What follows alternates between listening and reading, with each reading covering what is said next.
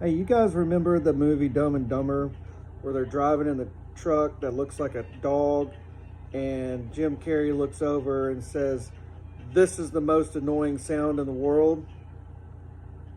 I've got it beat. This is the most annoying sound in the world. If you can make it through the end, he does something kind of funny. At least we thought it was funny. I hope you enjoy this video. Say hi, Papa. Come on, say hi. He's a weirdo.